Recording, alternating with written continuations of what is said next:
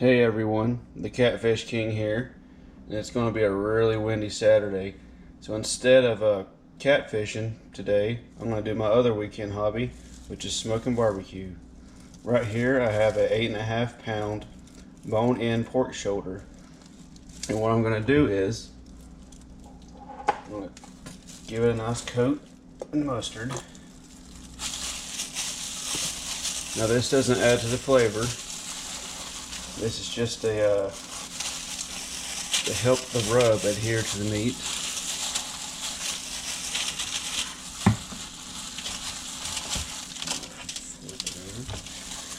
Now what I've done to this pork shoulder so far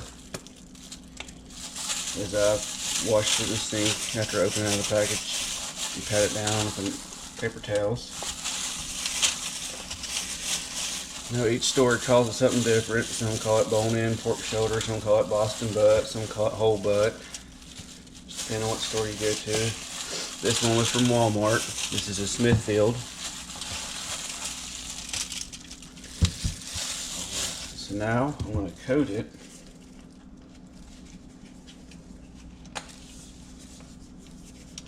with the Pit Boss Original Hickory Bacon Rub. I've used this before, it's a pretty good rub, good flavor. So I'm just going to sit here and coat the whole thing.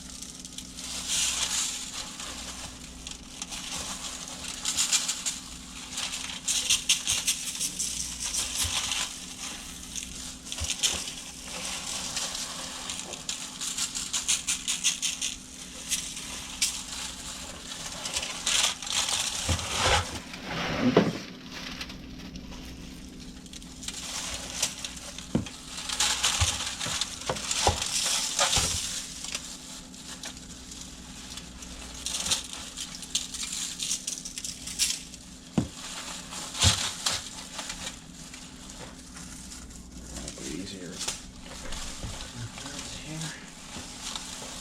Flip it over.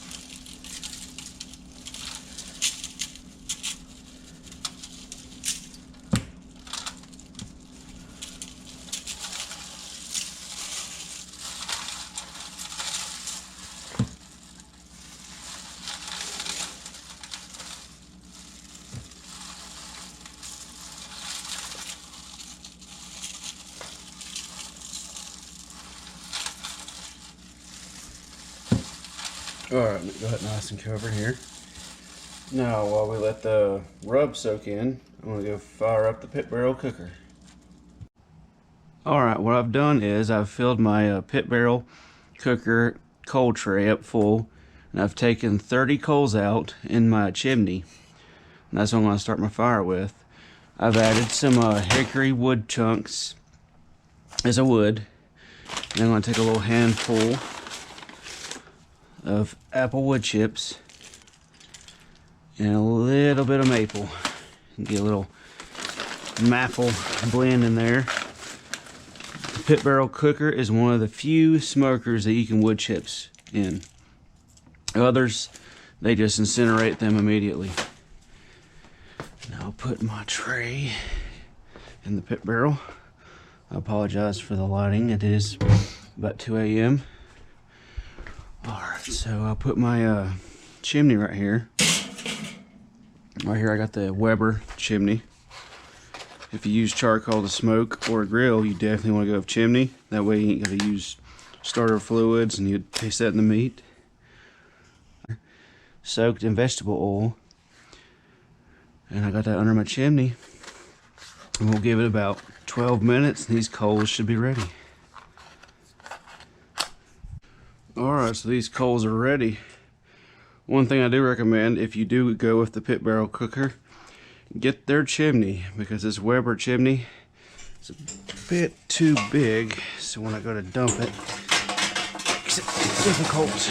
I usually have to pick up some coals like I do now. And one thing you want to avoid is the Great Value, no, not Great Value, the Expert Grill chimneys. They're cheaper than the Weber, but it barely lasted a few months and it totally rusted out and corroded. Alright, so I got my coals on. Now, let's put the pit barrel back together. Here we got the grate. Typically, you want to hang your meat in the pit barrel cooker. But since it's so late, I might fall asleep. With that pork shoulder, once it gets past 160, that meat's going to slip right out of those hooks. And I don't want that to happen. So I'm just going to go straight to the grate. Right here I got my Maverick thermometer. So I'm going to let this get up the temp. And also these rebar here to help keep the airflow right.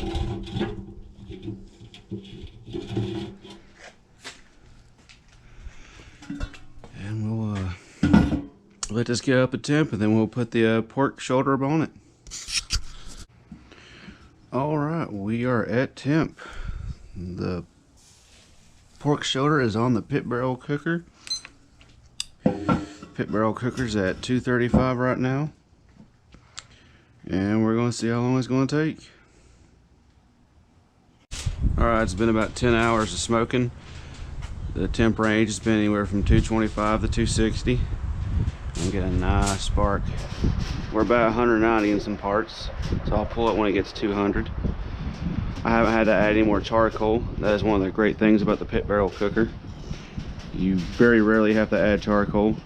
The bad thing is when you do, you have to take all the rebar out, the meat out, the grate out to pour more in. And I've been periodically spritzing it with the apple cider vinegar. But we'll let it get to 200 and pull it off. Alright, so it's been over 10 hours and 15 minutes. Got the thermopin here.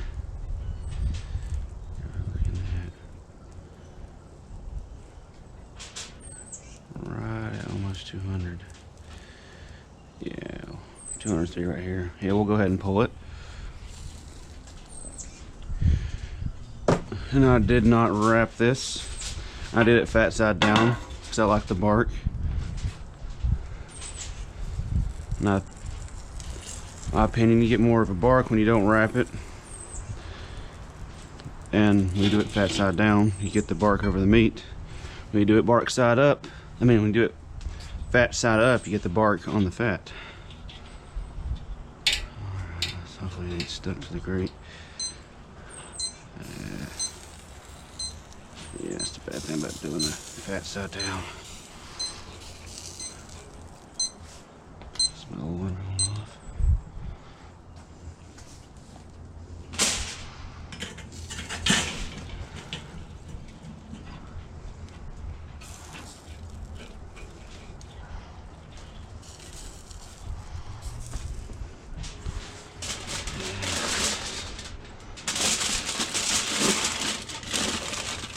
And now I'll let it rest for about 30 minutes.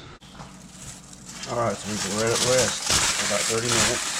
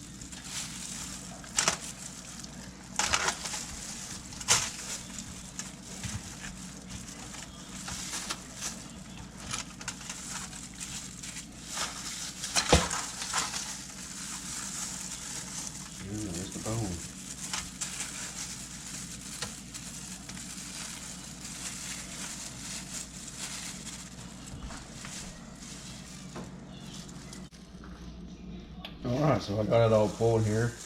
We got some real nice bark pieces and some real tender. Just pulls right apart.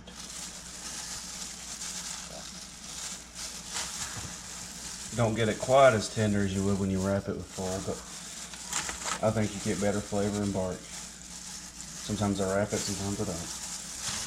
But we'll go ahead and make some pulled pork sandwiches. Alright, so what I like to do on my sandwiches, I like to put some tricolored cabbage, and then I like to use Heinz barbecue sauce, Carolina vinegar style. I think it complements the pork real good. Nice tangy flavor to it. I'll put it on pork and the cabbage. That thickens my deep fryer. I'm gonna fry up some fries to go with this.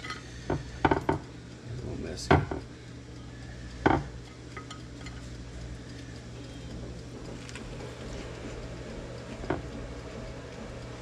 Oh yeah, it's real good. And my beverage of choice here is Yingling. But I hope you enjoyed this video. And as always, if you did, like and subscribe, because I'll be doing some barbecue videos along with my catfishing.